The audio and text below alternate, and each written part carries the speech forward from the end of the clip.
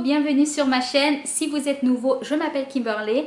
Je crée des agendas et d'autres ressources pour la productivité des filles au taquet.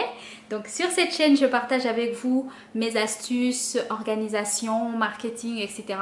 pour vous aider vous aussi à créer votre activité en ligne.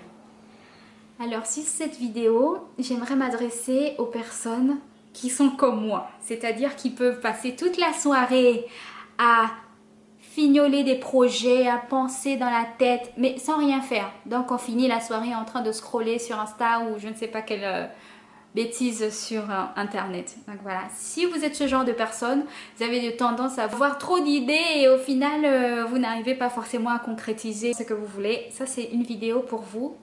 C'est mes astuces, comment je m'organise en étant comme ça, mais vraiment en ayant toujours plein d'idées, comment je m'organise à faire quand même des trucs et avoir quand même des résultats.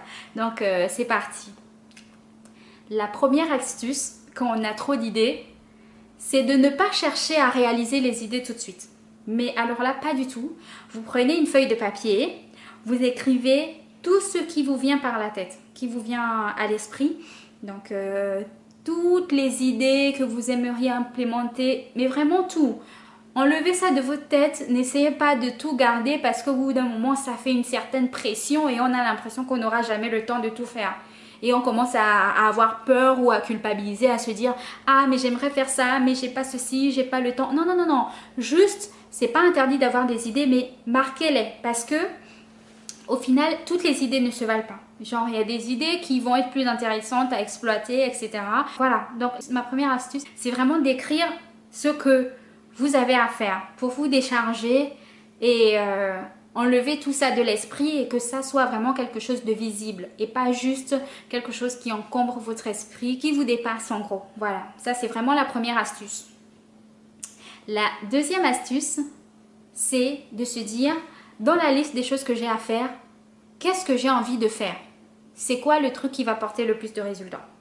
Une fois que vous avez choisi un truc ou le truc que vous pouvez faire sur le moment, hein, ne commencez pas à réfléchir au truc que vous pouvez faire dans 3 jours, etc. Parce que ça ressemble à je vais aller chercher sur Internet, trouver des solutions et au final, on finit sur Internet, mais c'est pas Internet qui va faire le travail à notre place. Hein. Donc, il faut se calmer 2 instants. Donc, on choisit une activité et on se dit, allez, je vais travailler dessus juste 5 minutes. Je vais me concentrer dessus 5 minutes. Ça, c'est mon astuce. C'est-à-dire, je peux passer toute la soirée à me vraiment traîner, à faire tout, à me dire, ah, j'ai plein de choses à faire sans rien faire. Mais quand je choisis un truc pour le faire, mais vraiment, je me dis juste 5 minutes, hein. Sauf que je me retrouve 1 heure plus tard, 2 heures à être concentrée à fond en train de bosser dessus. Donc c'est vraiment ma deuxième astuce. Je récapitule. Première étape, listez tout ce qui vous vient à l'esprit. Une sorte de grosse to-do list mélangée avec inspiration, avec trucs à implémenter, tout, peu importe, mais vraiment déchargez-vous de tout ça et marquez-le sur un papier. Donc deuxième étape, choisir l'activité que vous pouvez faire là tout de suite.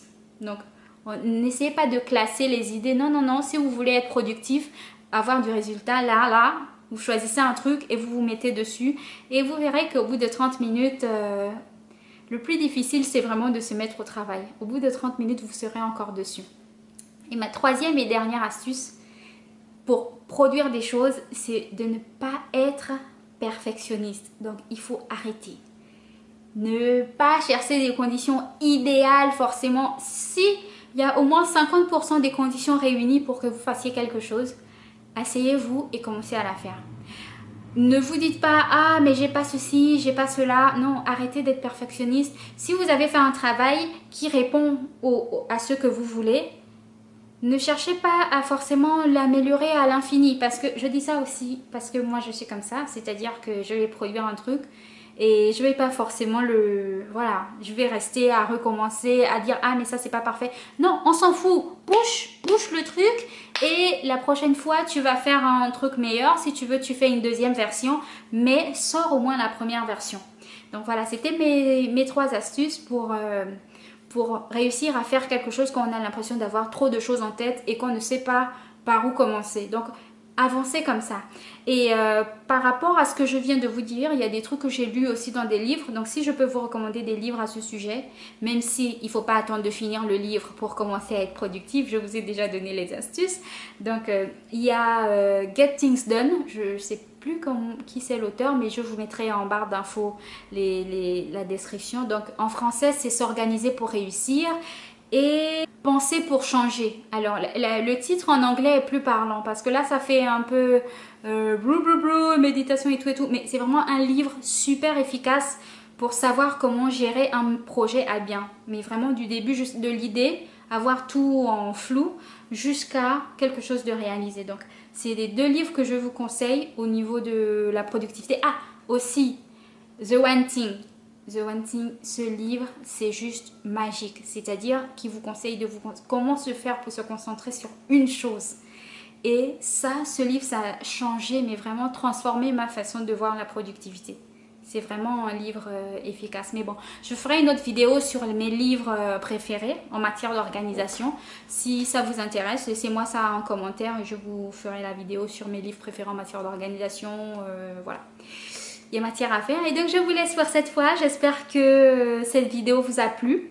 Si ça vous a plu, n'hésitez pas à laisser des commentaires, de me faire un retour. Mais vraiment, n'hésitez pas à partager la vidéo, à mettre un pouce bleu. Voilà, ce genre de choses, ça fait toujours plaisir. Et on se retrouve pour une autre vidéo. Ciao, ciao!